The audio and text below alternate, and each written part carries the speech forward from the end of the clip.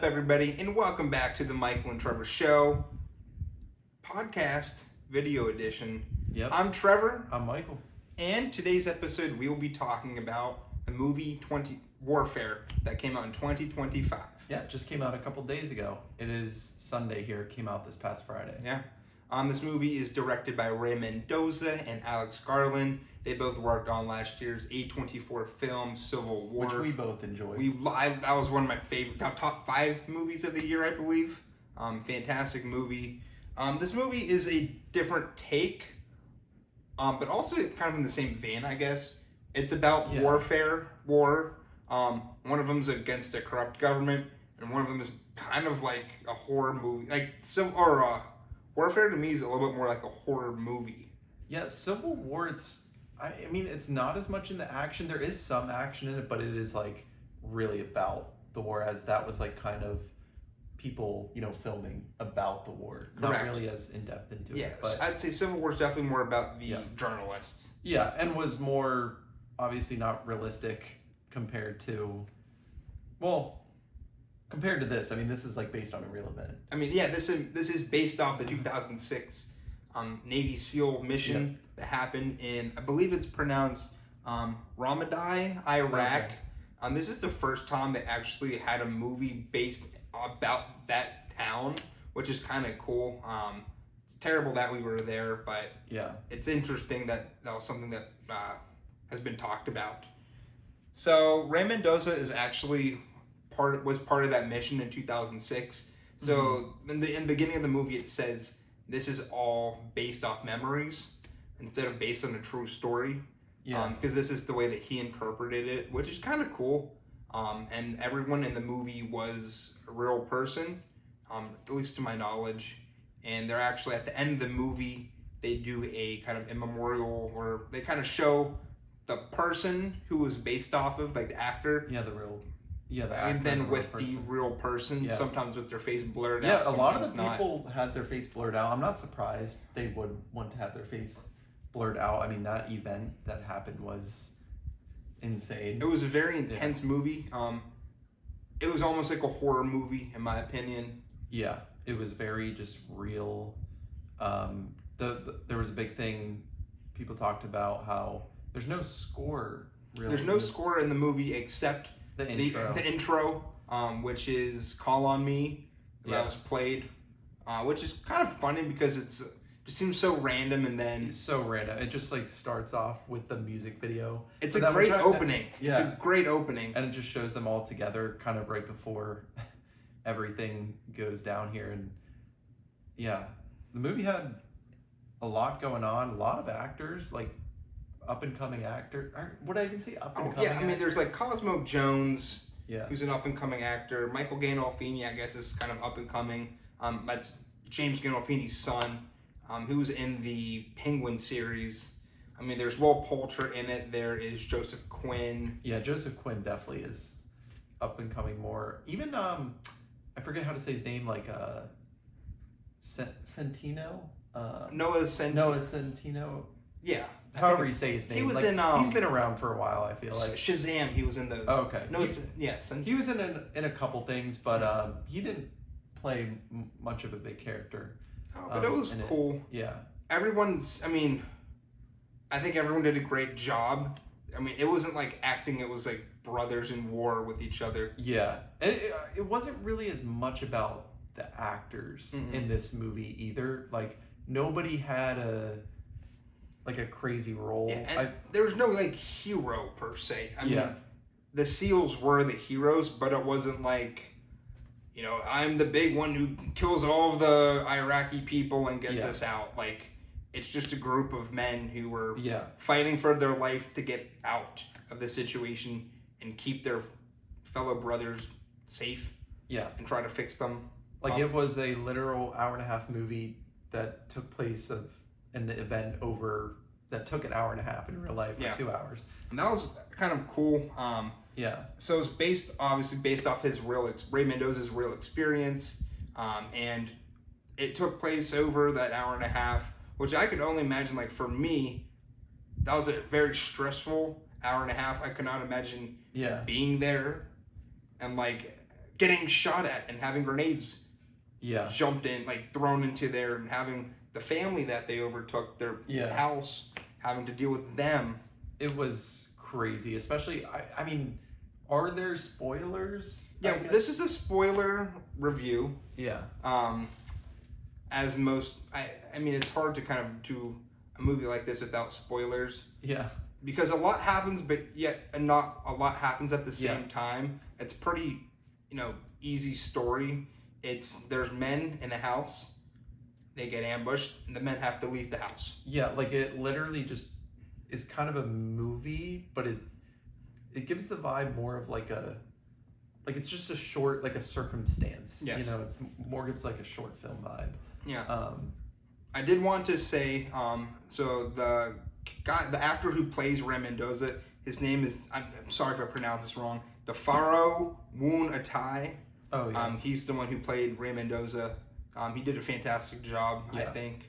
Obviously, I don't know Ray Mendoza, but I just wanted to talk about it. And then, Cosmo Jarvis plays Elliot, who I believe he's the one who was the sniper. Oh, okay, yeah. Who got the grenade. Got the mustache. Yeah, they got the mustache. Who got the grenade. That was a wild scene. Kit Connor was in the movie as well. Oh, yeah. a lot of people in this movie. Yeah. So let's talk a little bit about cinematography and direction of the film. So David J. Thompson's cinematography, I think, was fantastic. Yeah. They did great. They did a great job, like, filming the movie. There were some shaky cam scenes. There were some just normal filmatic? Is that a word? Cinematic cuts. Yeah. And I will say, in hand with that, excuse me, the sound was crazy. Yeah, the sound was crazy. I mean, it gets to this one point. I mean, it's not spoiling too much because like something happens. Basically, like they're trying to get someone out of there, and they have a tank pull up, and then little did they know there was claymores waiting for them. And IEDs. Or IEDs, yeah, IEDs. I believe. That blew up, and it just rocked everyone. And from there on out, the movie, it was just like everyone's ears are like ringing. You can just tell they're just going through so much. I don't know. In the theater, it was just such a cool experience. And so I never got to experience Saving Private Ryan in theater. Yeah. I have it in my home theater that I have. The opening scene. Have you ever seen that movie, by the way? Yeah. Okay, so you remember the opening scene whenever they're storming the beach, Mm-hmm. and they're running, and you just hear do do do do do do bombs going off. Yep. That sound design is basically what I felt like the whole movie was. Okay. Yeah. With just, I mean, it was impressive. Yeah, and especially it was because very impressive. It took place man. with them like in this small house. It felt so like claustrophobic. Yeah, there's like 15 guys in one house, and plus a family of 4. Yeah. And the thing is, it's kind of tough, this movie, because you're not supposed to know what happens beforehand. Yeah. Or what happens after. So there are some plot holes technically. But that's not we don't know. Yeah. But that's not what the movie's about. Yeah. You know what I mean? It's really just to give. It's not supposed to have any bias or really like. I feel like most war films, it's like there's some like political or just message behind it. Like I feel like that's really wasn't the point of what Alex or Ray Mendoza was trying to do with this. It was like, let's just share an experience that happened. Yeah. I mean, if anything, it's kind of an anti-war film. Yeah. Like, nobody should be in the situation, but we have to be there. True. Because, I mean, yeah, and I don't even want to speak on it too much just because it's like I can't imagine being in that situation, but it's just like they did all that to get in the house, and then for all that just to happen for nothing much they got out of it. But I guess that's just a part of like how war works sometimes. And like, so basically just a breakdown of what happens in the film. Yeah. They have their they go to the house. They storm it. They make sure nobody's in there. That can hurt them. They set up sniper camps, like a sniper checking out the town. Somebody throws in a grenade, blows up the sniper area. I believe it's Ray Mendoza's character where it's Cosmo Jarvis's character. His hand gets messed up. Oh yeah, that wasn't right. So his hand gets messed up. And actually, I don't know if you realize this. So the sniper whose hand got messed up, they were walking him outside because they also have 2 Iraqi translators there. Oh yeah, they do. Remember how they knew that they were going to get killed and shot? So they walked out, and this is obviously spoilers. They walked out of the doors because the 2 tanks came. The tanks were coming to. Well, no, it was 1 tank that was coming at the first time. The one tank to come because they needed to transport one of their hurt brothers. And then it blows up. It blows up. One of the Iraqi guys gets obliterated. Did both of them die, or just the one? Both of them died. So both of them blew up. I mean, graphically blew up. The one guy's torso to head was just hanging out there. It was gruesome. It was gruesome. Yeah. Very realistic. I've never seen a body like that, but I imagine that's what it looks like. And actually, so whenever that happens, the guy whose hand was messed up, his legs are the ones that got blown up. Yeah, his legs got blown up. So that guy just got screwed, and his name was Elliot. That's Elliot. You remember at the end of the movie, it says dedicated to Elliot? Right, and Elliot, and then Joseph Quinn's character as well. Yes. Pretty much his legs are not doing well either at that point. The screams that you hear. Oh, yeah. That was one of the things I talked about. So crazy is like, I think about Joseph Quinn being one of the main guys. Like, he didn't say much in the movie, but if you really think about it, the whole second half of the movie was him, like, just moaning and crying in pain, like, for probably 30 minutes straight in that movie. Like, he was just moaning. And then they got the morphine. And Elliot, who was the sniper, was also the medic. That's why he had the morphine in his bag and all the supplies. And I don't know if they were trying to, like, have some comedic relief throughout it, but, like, he was kind of, like, funny about it. Or did I just misread that? Like, I feel like he was, like when he was asking for the morphine and stuff, he's like, I need more. He was like, make sure you stab me in the arm. Yeah. And no remember, he was like, do I still have my arm? I mean, granted, that's what morphine does to you. And the one guy accidentally did it backwards. Yeah, Michael Gandolfini's character stabbed himself in the hand, which they didn't really dive deep into that, but I guess, I mean, morphine won't kill you, I guess. Well, no, it just... I gave it to the hospital. It's all controlled. Yeah. But yeah, this movie, it was a good movie. Like... In my opinion, this is one of the best movies I've seen the entire year. Do you want to get into ratings? Yeah. Is there anything else that you... I mean, again, it's just a very, like, real depiction of what happened.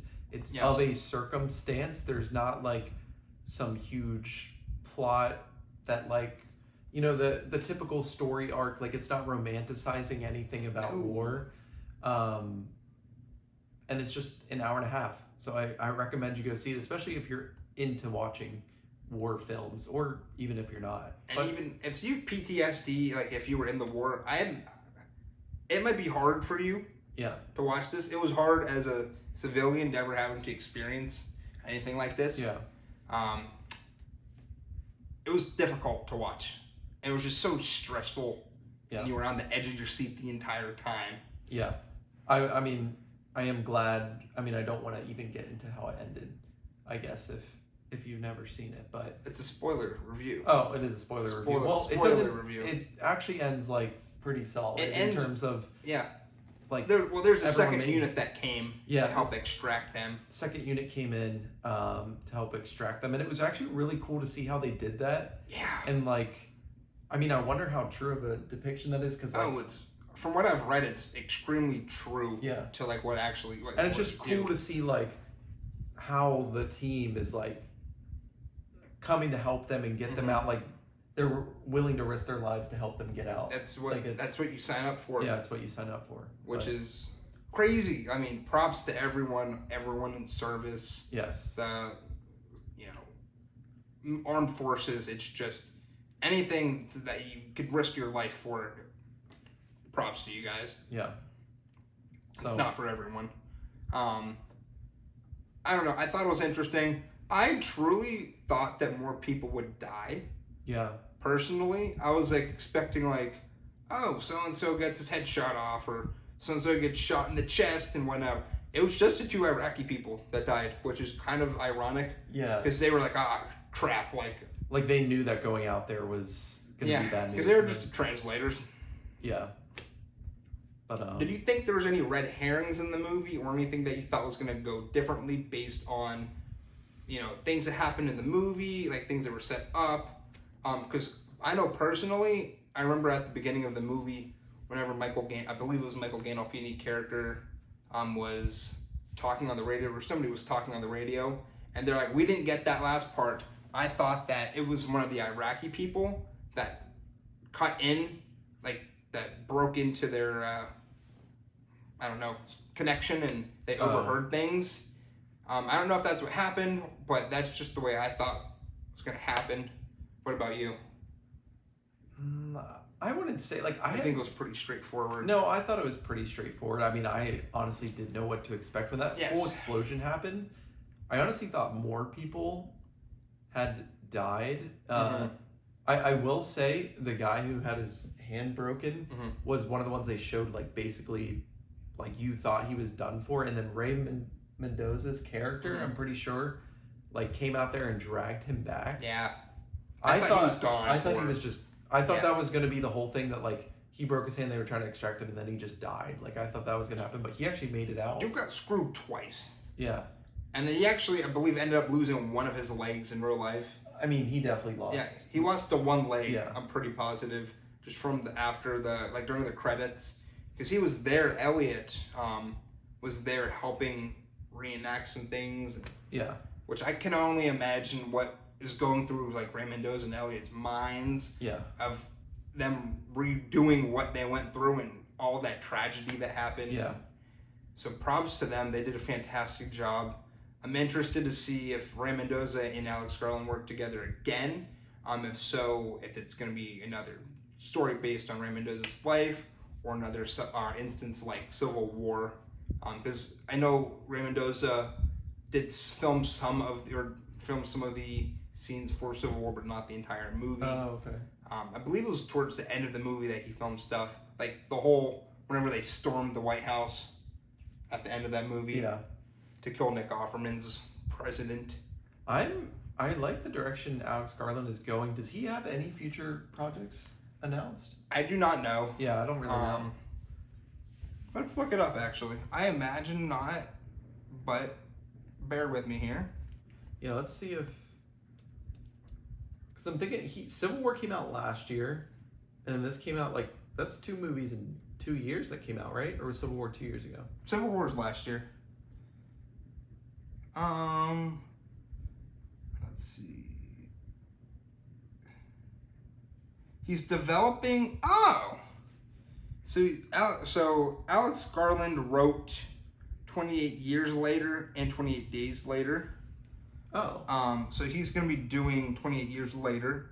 He's also gonna be doing a follow-up to 28 Years Later called Part 2, The Bone Temple. Oh, okay. That's just what I'm seeing based off of a quick Google search. But from what I saw on Reddit, Alex Garland said Civil War is the last film he's directing, as he's fallen out of love with filmmaking. But it looks like he's still going to be writing. I mean, he directed movies. this, didn't he? Yeah, so... He directed Warfare. So, you can only trust Reddit so much. But, yeah. I guess co-directing he'll do, but... Yeah. So, I mean, Alex Garland must have had faith in Ray Mendoza to put out a fantastic story. Yeah, for sure. I personally think, and I will say, this is kind of funny that A24 is going in this route. I'm a huge, huge fan of A24. Was Civil War A24? Civil War was A24, and then Warfare. Usually they're not too much, I mean, they don't really lean, I guess they lean a little bit more, democratic in their spectrum.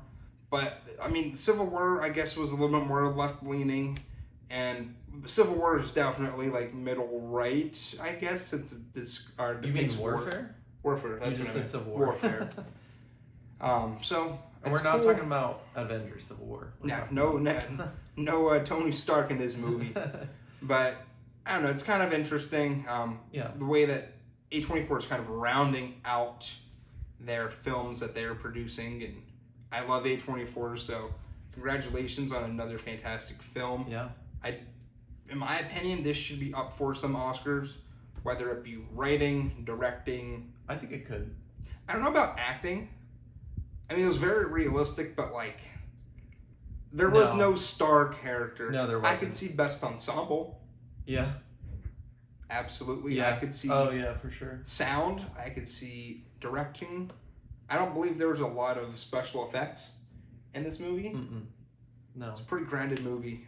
I mean, it is a very grounded movie, obviously. But yeah, I hope this is up for at least some awards contention, because I don't believe Civil War got anything. No. Which I believe it should have. And this, honestly, based on that, I'm not sure that it will, but this one definitely is received. I don't think Civil War was actually received that well. It wasn't, but Civil War is definitely, Warfare. Yeah. So it's doing pretty good. Doing pretty good. So let's give a rating here and we'll close it out. So, Michael, tell us what your final ranking is. My final ranking, again, this was a great movie. Mm-hmm. Definitely, like, amongst war films I've seen, it's so hard to compare because, again, it's just such a different depiction and everything, but I loved it. I gave it a 4 out of 5, which is pretty good for me. Like, that's up there. I do think I gave Civil War actually a 4.5. This, I think, movie will sit well with me. I'm still thinking about it a couple days later. Yes. So definitely the high 4s for sure. Yeah. For me, I am giving this a 5 out of 5. I think this is one of the best movies I've watched this year. I know it's one of the best movies I've watched this year. This is up there, in my opinion, with Saving Private Ryan in 1917 for war films. Okay. And Platoon. Those are all 5 out of 5s in my opinion. I think this is in contention for one of the best war films of all time.